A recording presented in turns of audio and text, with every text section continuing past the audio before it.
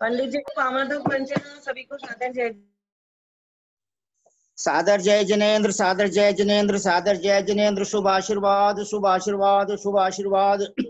जय बोलिए श्री अनंत अनंत सिद्ध परमेष्ठी भगवान की जय।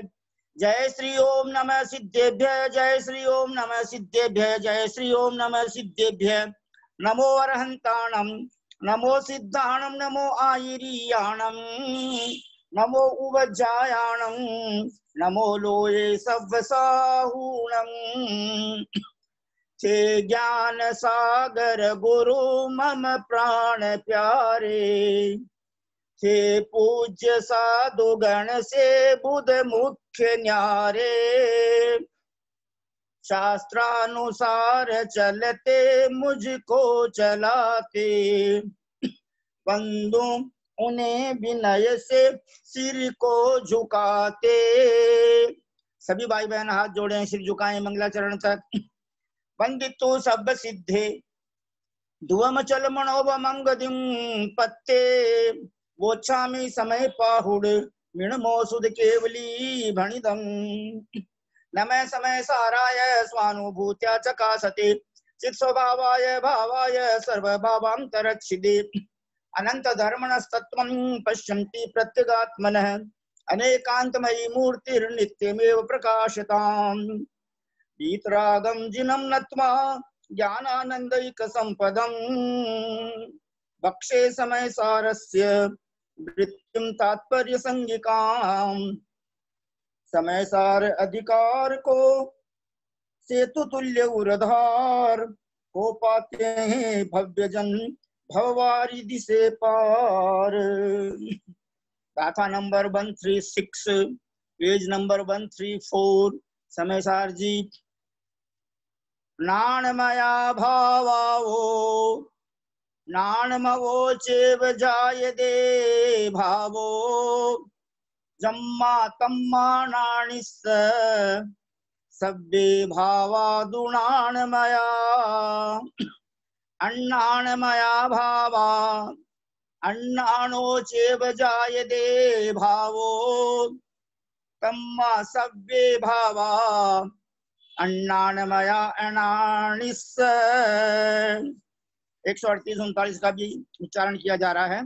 कणयमया भावादो जायन्ते कुंडलादयो भावा, अयमयया भावादो जह जायन्ते आदि। अन्नाणमया भावा अनाणिनो बहुव्या विजायन्ते, नाणिस्सदुणाणमया सब्बे भावा तहा होन्ति। इनका अर्थ पढ़ रहे हैं।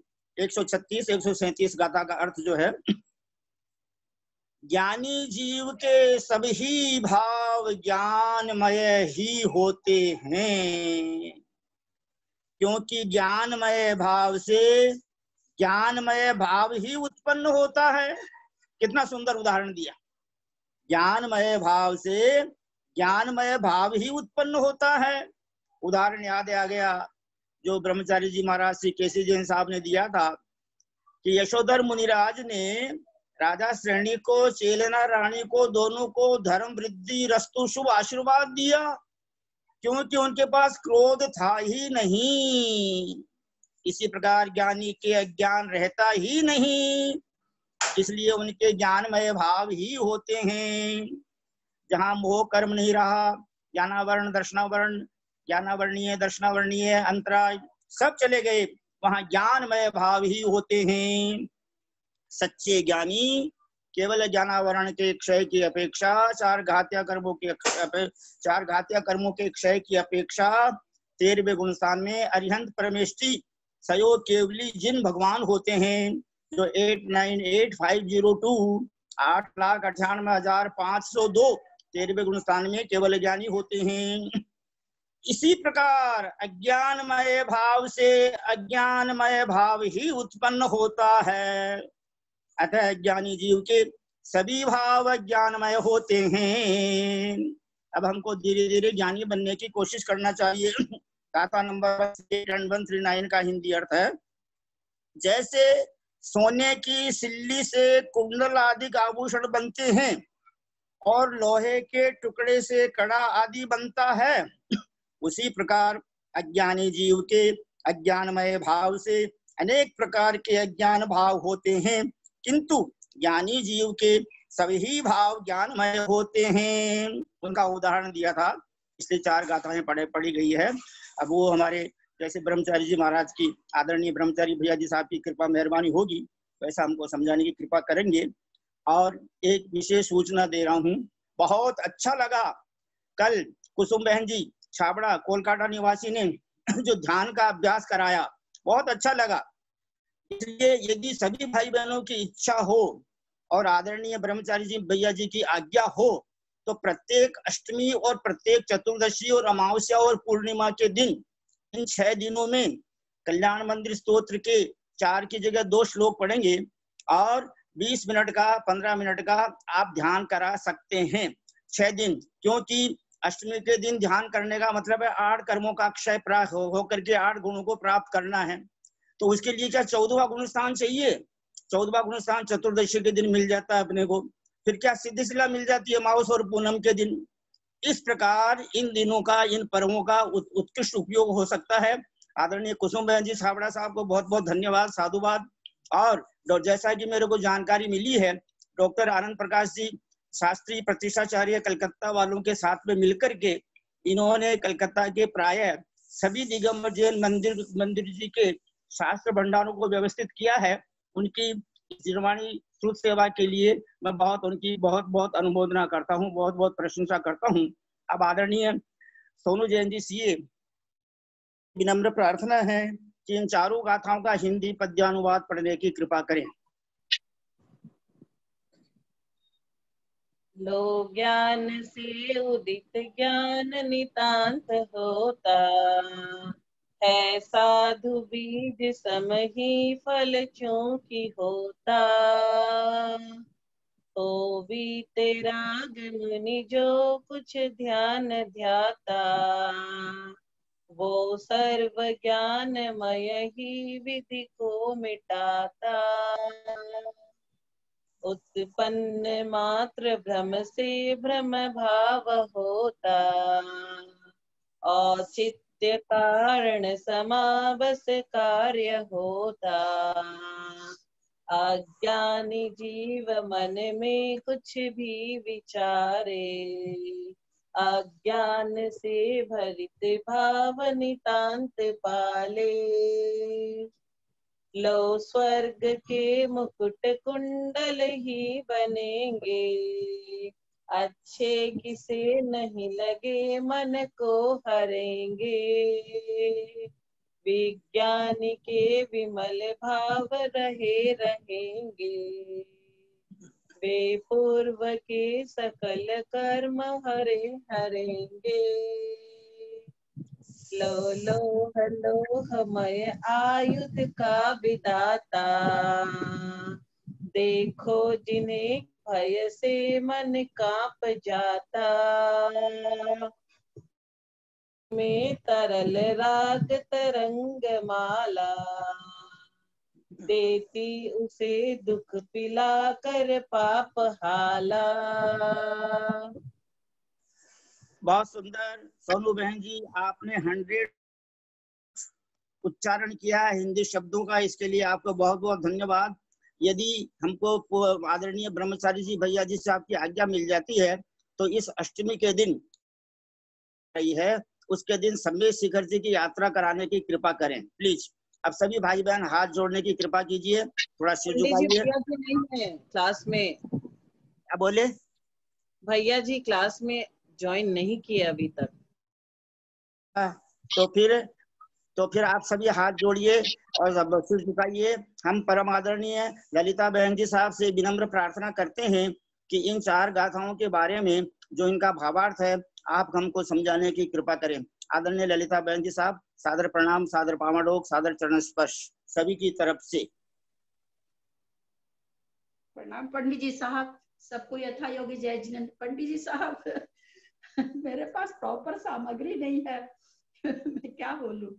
ये तो जो आज आया कि भाई ज्ञानी के ज्ञान में सरस्वती नमस्तुभ्यं वरदे काम रूपिणी विद्यारंभम करिष्यामि सिद्धिर्भवतु मे सदा। बोलो द्वादशांग जितवानी माता की जय। यहाँ जो पंडित जी साहब आया है कि ज्ञानी के ज्ञान में भाव होते हैं और अज्ञानी के अज्ञान में भाव होते हैं, ये बातें तो हम लोग बहुत अच्छी तरह से समझते हैं। जिस चीज में नमक का स्वाद जो है, नमक में नमक का ही स्वाद आएगा, चीनी में चीनी का ही स्वाद आएगा, ये तो पक्की बात है। जिसका जो स्वभाव रहता है उसके स्वभाव में वैसे ही तरंगे उठती है। समुद्र में खारे पानी की ही तरंगे उठती है, गंगा में मीठे पानी की ही तरंगे उठती हैं। जो जीव जैसा रहता है उस जीव का इसमें कोई दो मत नहीं है। ये बात एकदम साफ है। और बिल्कुल क्रोधी आदमी हमेशा हर बात पर उसके क्रोध ही क्रोध आता रहेगा। जो शांत परिणामी रहता है, घरों में देखा जाता है, उसकी कैसी भी बात होती है फिर भी उसके परिणाम शांति ही रहते हैं। मुनि महाराज ने दोनों को ये दिया, मुनि महाराज की झोली में जो था वो दिया। जैसे अपने इष्टोपदेश में शायद गाथा आती है ना कि संसारी जिसके पास जो रहता है वही तो देगा। अब जिसके पास कार है, हमको जरूरत पड़ने पर उससे कार मांगेंगे, और जिसके पास साइकिल है उसके पास अगर हम पहुंच जाए कि भैया मुझे कार दे दो, मुझे कुछ काम है, वो कहाँ से देगा। जिसके पास संसार में जो होता है वही देता है। मतलब ये गाथा तो बहुत ही अच्छी आचार्य ने लिखी है। इन्होंने ज्ञान पर लिखा है, चूंकि ज्ञान अध्यात्म का ग्रंथ है। जिसके पास ज्ञान होगा वो ज्ञान ही बांटेगा। उसकी हर समय की वाणी में ज्ञान ही झलकेगा। कोई भी बात करेगा तो वो ज्ञान में ही बात करता है। ऐसे हमें संसार में बहुत सारे जीवों से मुलाकात होती है जिनके पास आप 2 मिनट भी बैठिए तो आपको कुछ न कुछ सीखने को मिल जाता है। और वही कुछ इस तरह का आदमी रहता है, मिथ्या दृष्टि या कहिए थोड़ा ज्ञानी टाइप का, अथवा जिसका स्वभाव अच्छा नहीं है, उनके पास बैठिए तो 2 मिनट में भी किसी न किसी की शिकायत, किसी न किसी का निंदा यही करते हुए मिलेंगे। तो ये तो आचार्य खैर बिल्कुल ही सही बात कहते। ज्ञानी के तो ज्ञान में ही भाव होते हैं, अन्य नहीं होता, यह क्यों? और अज्ञानी के अज्ञान में ही सब भाव होते हैं, अन्य नहीं, यह कैसे? इसी प्रश्न का उत्तर रूप गाथा कहें आचार्य कि जिस कारण ज्ञान में भाव से ज्ञान में ही भाव उत्पन्न होता है, इसी कारण से ज्ञानी के निश्चय से सब भाव ज्ञान में हैं। जिस प्रकार अज्ञान में भाव से अज्ञान में भाव उत्पन्न होता है, इस कारण अज्ञानी के अज्ञान में ही भाव उत्पन्न होता है। तात्पर्य यह है कि ज्ञानी के ज्ञान में भाव होते हैं, अज्ञानी के अज्ञान। जिस कारण निश्चय से अज्ञान में भाव से जो कुछ भाव होता है वह सभी अज्ञान में पने को उल्लंघन नहीं कर सकते। कहाँ से उल्लंघन करेंगे? ज्ञान है ही नहीं उनके पास में।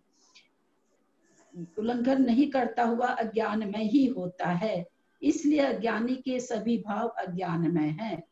और जिस कारण ज्ञान में भाव से जो कुछ भाव होता है वह सभी ज्ञान में पने को नहीं उल्लंघन करता हुआ ज्ञान में ही होता है, इसलिए ज्ञानी के सभी भाव ज्ञान में हैं। अब इसी अर्थ का कलश रूप काव्य कहते हैं, ज्ञानी के सभी भाव ज्ञान से रचे हुए होते हैं और अज्ञानी के सभी भाव अज्ञान से रचे हुए होते हैं। अज्ञानी के अज्ञान में भाव होता है और इससे कर्म को करता है, ज्ञानी के ज्ञान में भाव होता है और इससे वह कर्म को नहीं करता। ज्ञानी के ज्ञान में ही भाव क्यों होता है, अज्ञानी के अज्ञान में ही भाव क्यों होता है? अज्ञान में भाव से जो कुछ भी भाव होता है वह सब अज्ञानमयता का उल्लंघन न करने से अज्ञानमय ही भाव कहलाता है। ज्ञानमय भाव से जो कुछ भी भाव होता है वह सब ज्ञानमयता का उल्लंघन न करने के कारण ज्ञानमय ही होता है। अज्ञानमय प्रभाव को आत्मा मानने वाले विकल्प से अज्ञानमय भाव ही प्रकट होता है और ज्ञान धन अंतस्तत्व की दृष्टि वाले के ज्ञान भाव होता है। इस तरह से ये 2 गाथा में आचार्य हमें ये बात समझाना चाह रहे हैं और ये बात हमारे अनुभव में बढ़िया से बिल्कुल आती है।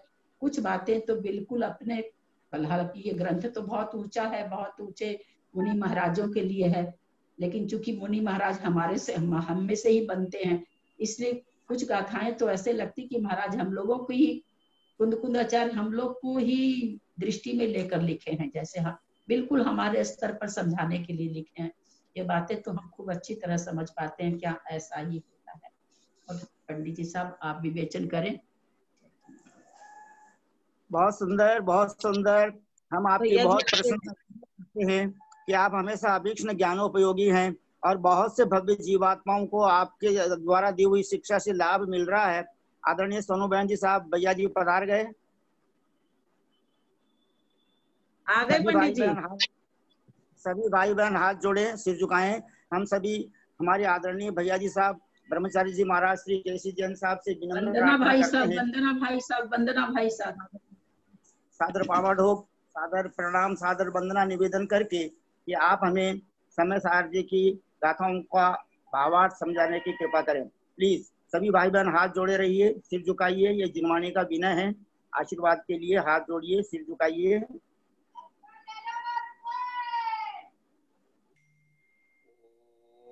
ओम नमः सिद्धेभ्यः, ओम नमः सिद्धेभ्यः, ओम नमः सिद्धेभ्यः। वंदितु सर्वसिद्धे धूमचलमणोवमं गदिं पत्ते वोच्छामि समय पाहुड मिणमो सुध केवली भणियम्। नमः समय साराय स्वानुभूत्या चकासते चित्स्वभावाय भावाय सर्वभावान्तरच्छिदे। बोले देवादिदेव महावीर भगवान की जय। बोले आचार्य कुंद कुंद स्वामी महाराज की जय। बोले आचार्य अमृतचंद्र स्वामी महाराज की जय। बोले आचार्य जयसेन स्वामी महाराज की जय। बोले आचार्य ज्ञान सागर महाराज की जय। बोले आचार्य गुरुवर विद्यासागर महाराज की जय। बोले आचार्य गुरुवर वर्धमान सागर महाराज की जय। सरस्वती नमस्तुभ्यं वरदे कामरूपिणी विद्यारंभं करिष्यामि सिद्धिर्भवतु मे सदा। जिनवाणी माता की जय। जय बोलिए पर बहुत बहुत वंदना भैया जी। जय बोलिए परम पूज्य अंतरात्मा सागर जी मुनि महाराज की जय। जय बोलिए परम पूज्य 108 मुनिवर श्री सहिष्णु सागर जी महाराज की जय। जय बोलिए परम पूज्य मुनिवर 108 श्री ज्ञानी ध्यानी तपस्वी सिद्धांत वेत्ता वैयावृत्तिशील मुनिवर श्री प्रभव सागर जी महाराज की जय। भारतवर्ष में विराजमान समस्त आचार्य उपाध्याय साधु परमेश्वरी भगवंतों की जय। भारतवर्ष में विराजमान समस्त आर्यका माता जी, एलक जी, छुल्लक जी, छुल्लिका माता जी, पंचम गुण सांवर्ती समस्त चतुर्विद संघ की जय। जय बोलिए महावीर भगवान की जय। भैया जी को बहुत बहुत वंदना, बहुत बहुत वंदना, बहुत बहुत वंदना। बहुत अच्छा लग रहा था, मैं सुन रहा था ललिता दीदी को, तो बहुत अच्छा इन्होंने विश्लेषण किया। और अमृतचंद्र आचार्य स्वामी की उन्होंने टीका किया और कलश भी बताया। इन दोनों गाथाओं को पढ़ करके एक लाइन आपको याद दिला देता हूँ। वो लाइन इन गाथाओं को याद करने से आपको याद रहेगी। और वो जैसे ये गाथा पढ़ेंगे तो सावन का अंधा न हरा ही हरा दिख है, सावन के अंधे को हरा ही हरा दिखता है। ये क्या, यही बात यहाँ पर ये कह रहे हैं कि ज्ञान में आप विचार कर रहे हो, ज्ञान में होकर के और कोई विकल्प हो रहा है आपका, तो आपका वैसा ही विकल्प होगा। और क्रोध रूप से होकर के हो रहे हो, विकार रूप से हो रहे हो, तो वैसा ही विकल्प होगा। तो क्या करें? नाण मया भावा ओ नाण मो चेव जायदे भावो जम्हा तम्हा परिणस्य नाणिस्य नाणिस्य सव्वे भावादु नाणमया।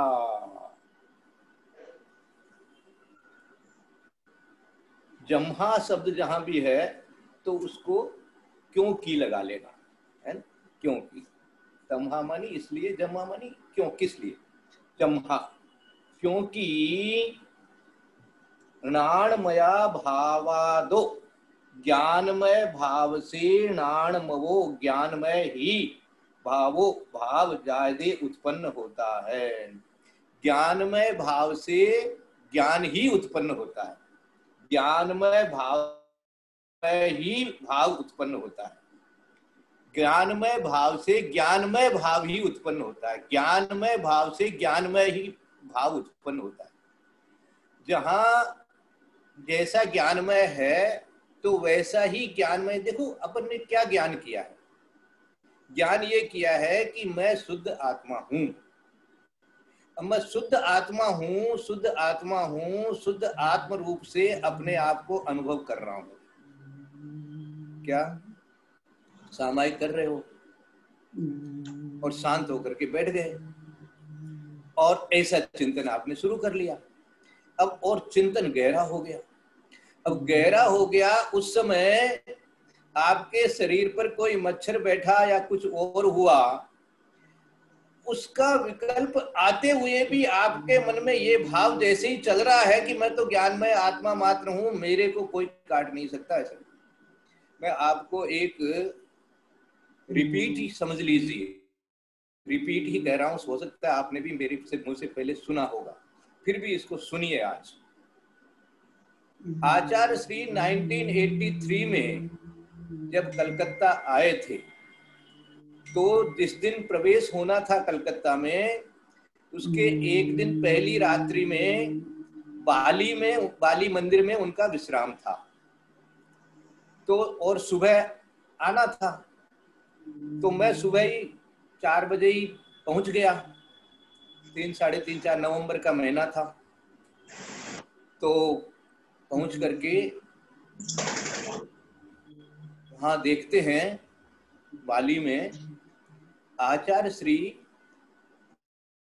थे, उस कमरे के बाहर में ही ध्यान लगा रहे हैं। अन्य महाराज तो कोई कमरे में थे, कोई किधर थे, कोई किधर थे, ज्यादातर कमरे में ही थे। उसमें गुप्ती सागर महाराज साथ में थे, क्षमा सागर महाराज साथ में थे, और ये जो 4 मुनि उस समय बने थे, समता सागर महाराज, सुधा सागर महाराज, एक समाधि सागर महाराज थे, एक ओम सागर महाराज थे। तो ये आचार्य श्री लेकिन बाहर में ही ध्यान कर रहे थे, सामायिक कर रहे थे। तो वो जो वहां पर बाहर जहां बैठे थे आचार्य श्री, उसी के नीचे बहुत बड़ा गंदा सा नाला बह रहा था, और उस नाले में और वो उन मच्छरों के कारण से इतने मच्छर उड़े होंगे वहां से कि आचार्य श्री का सारा शरीर लगभग मच्छरों से ढका हुआ था। हम जाकर के देखते हैं तो आचार्य श्री का तो सारा शरीर मच्छरों से ढका हुआ है। अब हम तो चुपचाप बैठ गए, जाकर के इधर उधर देखने लग गए। क्या करें, उड़ा तो सकते नहीं, आचार्य श्री को कोई डिस्टर्ब कर नहीं सकता। वहां पर एकदम शांति से दूर से देखते रहे। अब थोड़ी देर बाद में जो आचार्य श्री उठे, देखा तो सारे शरीर में एकदम वो जो लाल लाल हो जाते हैं ना मच्छरों के काटने के कारण से, दाफड़ दाफड़ दाफड़ क्या बोलते हैं अपन, वो पूरा शरीर लाल। हम लोग देखे क्या करें, लेकिन आचार्य श्री को तो कोई फर्क पड़ने वाला था ही नहीं, वो तो एकदम ऐसे के ऐसे। अब थोड़ी देर बाद में जब बिहार हुआ तो मुश्किल से डबसन रोड तक पहुंचे होंगे। मैंने आचार्य श्री की तरफ ध्यान से देखा तो कहाँ चले गए, लाल लाल जो दाफड़ से हुए थे वो कहाँ चले गए, कुछ पता ही नहीं चला, एकदम नॉर्मल। मैं आज तक भी उस सीन को भूल नहीं पाता, और वही देख करके मैं आज इस गाथा के माध्यम से यही विचार लगा रहा हूं कि जब इस प्रकार का अंदर में ध्यान आ जाता है ज्ञानमय, तो वो सारे भाव भी ज्ञानमय हो जाते हैं। उस समय किसी के प्रति प्रश्न ही नहीं आता है, प्रति कोई तरह का अपने मन में अहंकार का भाव नहीं बनता, कोई चीज चाहने का भाव नहीं बनता, क्योंकि हम क्या देख रहे हैं, हम अपने ज्ञान को देख रहे हैं, और विचार अपना ज्ञाता दृष्टापना ही अनुभव में आ रहा है। अब वो ही जो है, इसी को आज यहाँ पर ये 2 गाथाओं के माध्यम से कह दिया इन्होंने कि ज्ञानमय भाव से ज्ञानमय ही भाव उत्पन्न होता है। इस कारण से ज्ञानी के सब भाव वास्तव में ज्ञानमय होते हैं, क्योंकि ज्ञान ही रहेगा, ज्ञान ही रहेगा। आपने कोई वस्तु देखी, चार जनों ने एक ही वस्तु को देखी और चार जनों के भाव अलग अलग हुए। मेरे भाव ये हुए, भैया मैं तो ज्ञाता दृष्टा हूं, मैंने देखा, मुझे इससे क्या मतलब। किसी को उससे चाहना हुई, किसी को उसके प्रति द्वेष हो गया कि ऐसे भी कोई होता है क्या, इतना सा क्यों है, कुछ भी।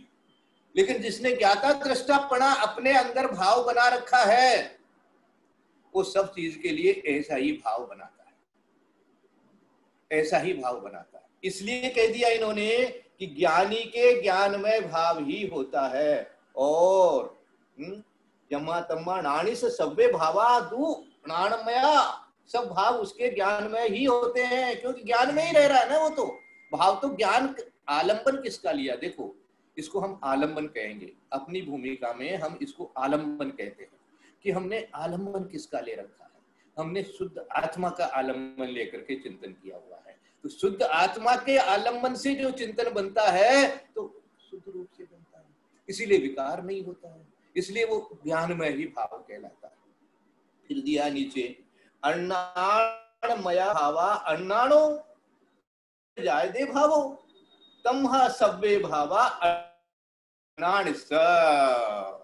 अब यहाँ अपन अपनी भूमिका में सम्यक दृष्टि और मिथ्या दृष्टि के ही विचार लगा लो, ठीक है ना। अब मुनियों की भूमिका की, सामायिक की भूमिका की, समाधि की भूमिका की बात करोगे तो वो विवेचन हो जाएगा।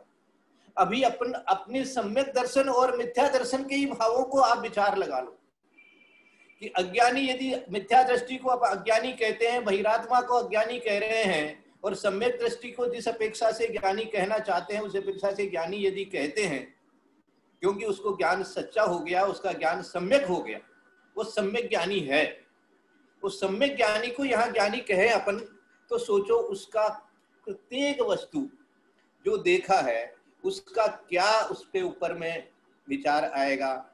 और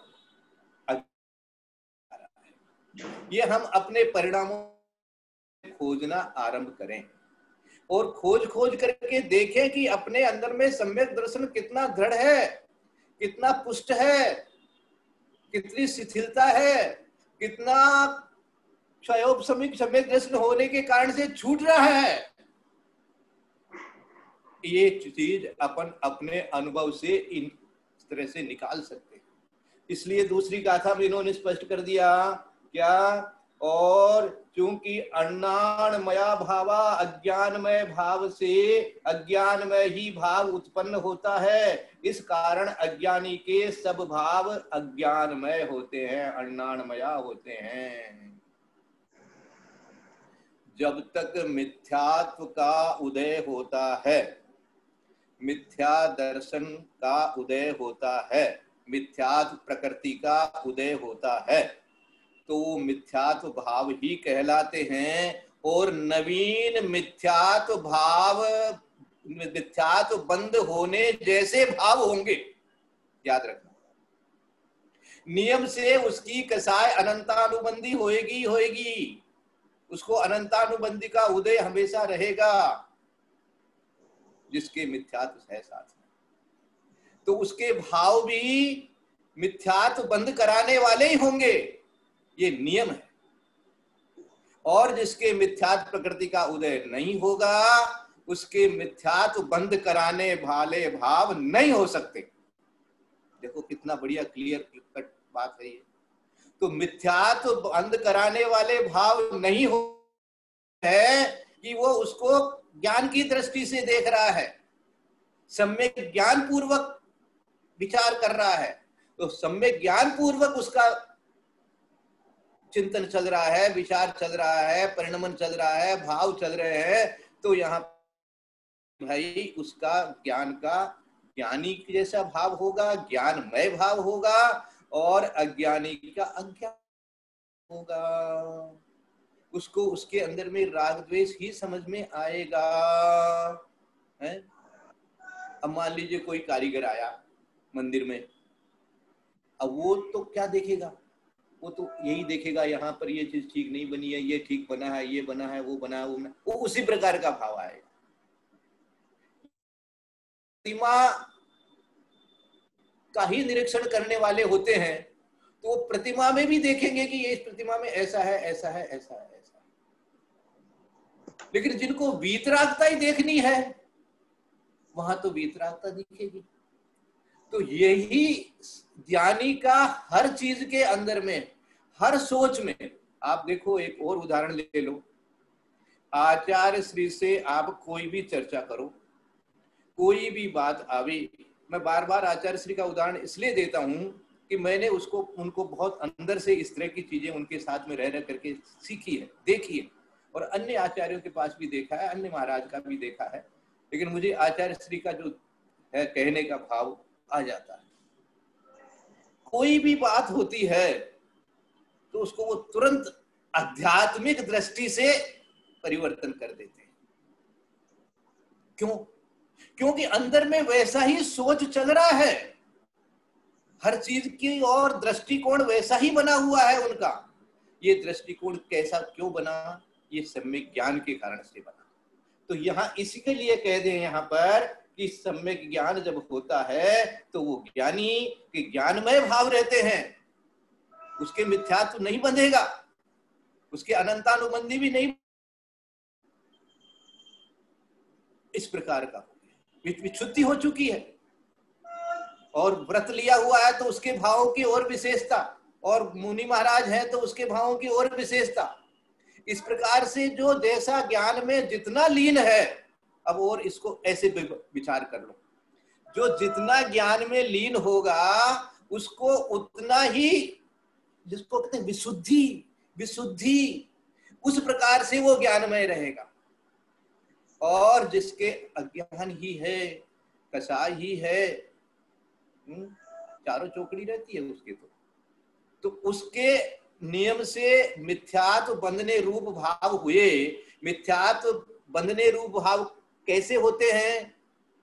उसमें गृद्धता होती है, उसमें नियम से अपनत्व जाता है, और उसमें नियम से क्या भाव होता है? एक चाहना बनती है या अहंकार बनता है। ये बहिरात्मपणा क्या है? जो देह जीव को एक गिने, जो देह जीव को एक गिने। अब देखो भाई, थोड़ा सा प्रैक्टिकल एक विचार आया है, वो आज मैं अपनी ओर से अपने बता देता हूं, शायद हम सुनने वालों को उससे कोई लाभ मिल जाए। ये देह जीव को एक गिने का एक परिचय हमारा फोटो देख देख करके राजी होना, फोटो नहीं होने से अलग विचार हो जाना, फोटो होने से अहंकार हो जाना, ये सारे भाव यदि उत्पन्न हो रहे हैं तो देह जीव को एक गिने वाली प्रॉब्लम मेरे साथ तो नहीं है, वो कागज है। अब उस किसी ने किसी कैमरे से ली थी वो छाया, वहां उस छाया का कारण से वहां एक कागज में इस प्रकार का रंग बना हुआ है। कागज में तो क्या है? वर्ण ही तो है। अब उसको देख करके, और देख रहा है कौन? इंद्रियों से देख करके। परिणाम किसके बिगड़ रहे हैं? परिणाम कैसे हो रहे हैं? वो परिणाम ज्ञानमय नहीं है, वो परिणाम अज्ञानमय है।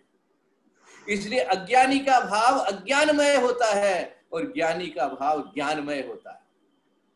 इसको गांठ बांधो, अपने भावों को ज्ञानमय बनाओ। अपने भावों में ज्ञान कैसा, ज्ञान रूप से कैसे, ज्ञान माने मैं जानता हूं, बस ज्ञाता दृष्टा। अब देखो, इसमें कोई ऐसा प्रश्न उठा देगा, है ना, ऐसे कोई प्रश्न उठा देते हैं कि भाई आप हमारे ऊपर कोई ऐसा आक्रमण कर देता है, हमारे संबंधी के ऊपर में कोई कर दिया, हमारी पत्नी के ऊपर में किसी ने कर दिया, तो क्या हम उसका प्रतिकार नहीं करेंगे? तो भैया, ये व्यवहार धर्म अपन ने अच्छी तरह पढ़ा है, और जैसी आपकी भूमिका है वैसी भूमिका के अनुसार आप प्रतिकार करते हो और करोगे। उसमें कोई सम्यक दर्शन का लोप नहीं हो गया, लेकिन ज्ञान जो है वो वैसा का वैसा रहेगा। आपकी समझ जो है वो वैसी की वैसी रहेगी। होनहार के प्रति आपको है ना, जैसे व्यवहार के लिए उदाहरण देते हैं ना वो, कि भैया मुनि महाराज एकदम ध्यान में है, बाहर ला करके कोई पशु या पक्षी छटपटा रहा है तो उसको तो थोड़ा सा पानी यदि दे देते तो वो शायद बच जाता, नहीं तो मर गया। तो उसको पानी पिला देना चाहिए था, कमंडल में तो पानी पड़ा था। तो ये सब बातें किसके लिए होगी भैया? ये सारी बातें जो है ध्यान से हटने वाले की होगी। तो जब ध्यान में ही है, ज्ञान में ही है, तो उस समय तो वैसे ही भाव चल रहे हैं। उस समय वहां पर कोई भी बाहर का दिख नहीं रहा है उसको। ज्ञान में जो कुछ दिखता है, ज्ञान में दिखता है। याद रखना ये बात। जिसको अपन देखना कहते हैं ना, वही दर्शन, जिसको देखना कहते हैं वो ऐसा, वो ज्ञान ही है, वो ज्ञान ही है। ज्ञान ही पकड़ में आता है दर्शन के साथ में, दर्शन पकड़ में नहीं आता अपने, लेकिन वो ज्ञान है। इसी तरह से आचार्य श्री कहते हैं, गुरुदेव कहते हैं, किससे देखते हो? हाँ? तो उत्तर मिलता है, आंखों से देखते हो?